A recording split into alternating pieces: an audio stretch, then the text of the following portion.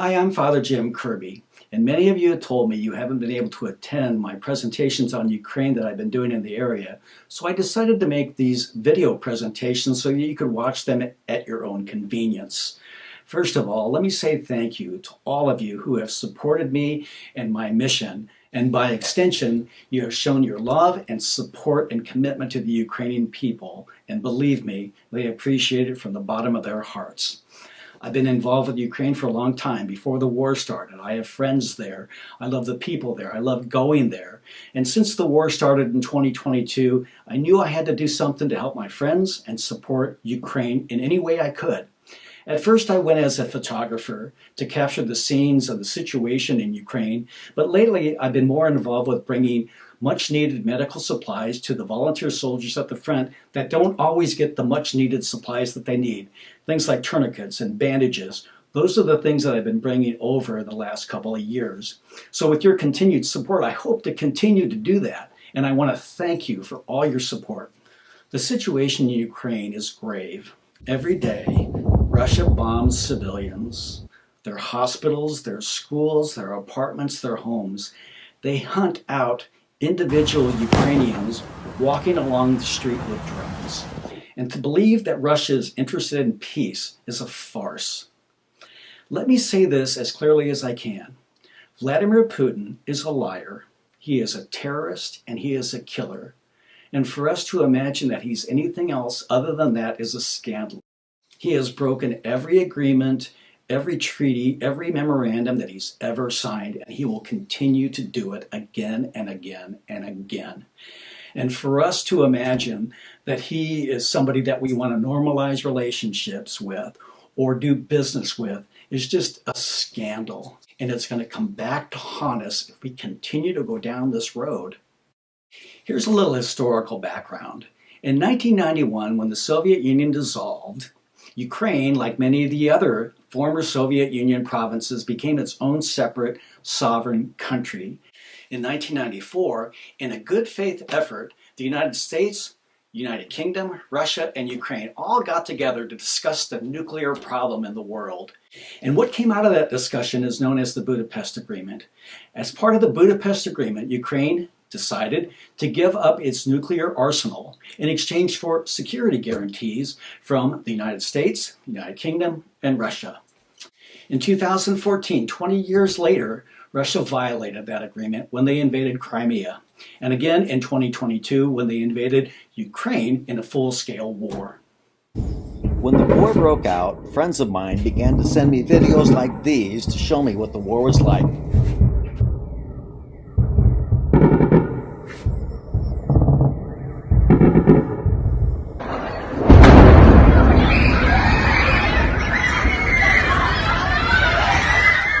As I mentioned, when I first decided to go to Ukraine to help, I first went as a photographer. It was June of 2022, roughly just 3 months after the war had started, and things were pretty chaotic and fluid in the country as everyone tried to recover from the initial shock of the war. I had already made arrangements to get to Ukraine, and there was a need for photographers to capture the situation in the country, the numerous war crimes committed by the Russian military, and the ongoing aid and recovery efforts for victims. A few days before I left for Ukraine, I was contacted by the Rotary Club Kiev Sofia. They needed help documenting their efforts and raising funds for victims of the war. When I arrived in Kiev, I was warmly welcomed by Tamara and Alexander Nedobar. Tamara and Alexander, along with their son Max, have become very dear friends of mine, and I owe an awful lot to them for their graciousness, kindness, and hospitality through these difficult years. From the outbreak of the war, Tamara and Alexander were quick to organize a warehouse hub to collect and distribute aid, clothing, medicine, medical supplies, anything that was needed. The hub was filled with enthusiastic volunteers eager to do their part for the war effort. The scale of their operation was impressive, collecting donations from around the world and delivering them to those who were most victimized by the war. Tamara and Alexander allowed me to tag along as they delivered supplies to the different areas in need. They were eager to show me the devastation and effects of the war, not only the physical destruction, but the psychological and emotional scars of the people. It was June of 2022, roughly 3 months after the start of the war, and the first trip we took was to Irpin. Irpin is a suburb next to Kyiv. When the war broke out, the town became one of the major battlegrounds in the Battle of Kyiv. The Ukraine army eventually drove out the Russian occupiers, but not before more than 300 civilians were killed. One of the volunteers' uncle lived there during the war, and his home was gutted, looted, and destroyed. We were allowed to go into that suburb to see firsthand the destruction of the battle there. Across the street was a playground where children once had played, and their parents sat watching after their children, and now bullet holes cover the playground, a grotesque reminder of the children and families who died there. It was heartbreaking, my first up-close encounter with the brutality of the war. It was tough to take photos. Nellie, one of the volunteers, a pharmacist, was with me, and I asked her if she ever just went home at night and just cried.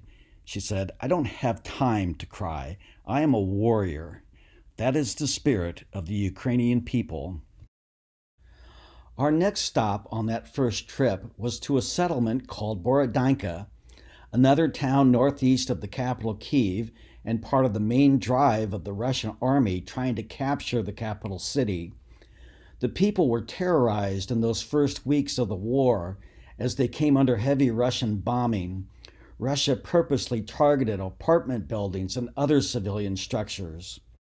More than 500 civilians were killed there, and it became a site for international leaders to visit and advocate for military support for Ukraine.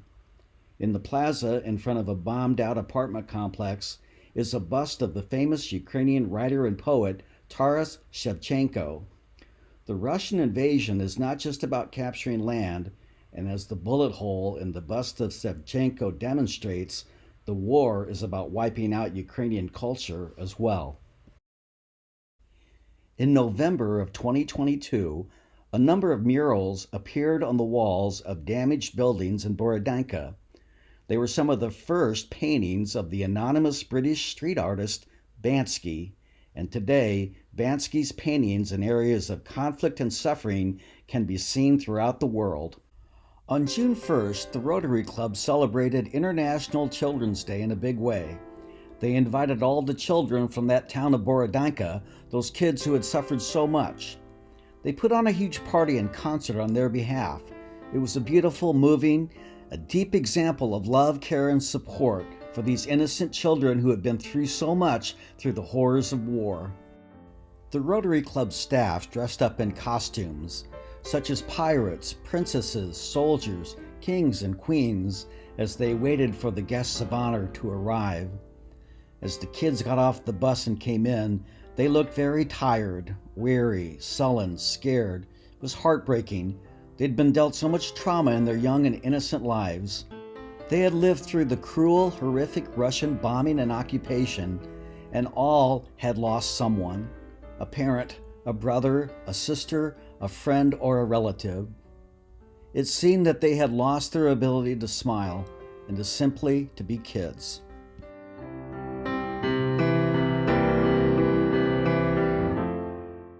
The staff was great. They engaged the kids, and soon those kids became kids again. There were smiles again. There was laughter. It was beautiful.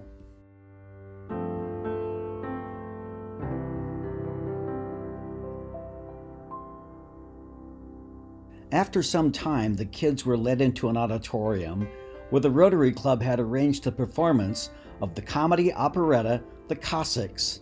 It is the story of a Zaporizhian Cossack family making a new home in Ukraine, where they are confronted by the evil Sultan. The kids loved it. It warmed my heart to see the kids laughing and enjoying themselves again, some along with their parents. After the opera, the kids were shocked when some of their favorite musicians emerged from behind the curtains to perform for them. It was a mixture of pop and traditional music. The artists were so loving, caring, and genuine with the kids, and soon they invited them all up on the stage with them.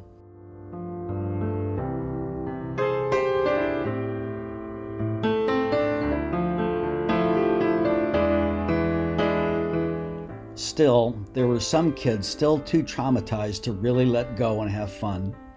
This one little girl captured my heart. She was so sad, and she clung to her friend, watched out for her, and never let her go. Jan Kostrajka, one of the musicians, saw her. He was so loving and kind to her and her friend, it warmed my heart.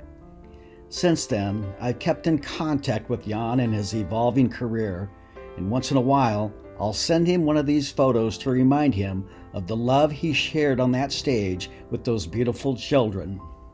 The performance ended with everyone on stage singing the Ukrainian national anthem. I wish you could have heard the kids sing. It was touching and emotional to see their courage and pride in their country after they'd been through so much.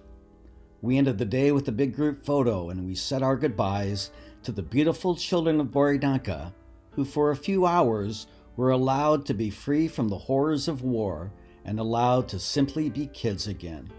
When I started out working on this video, I quickly realized that this is a much more involved project than I first envisioned.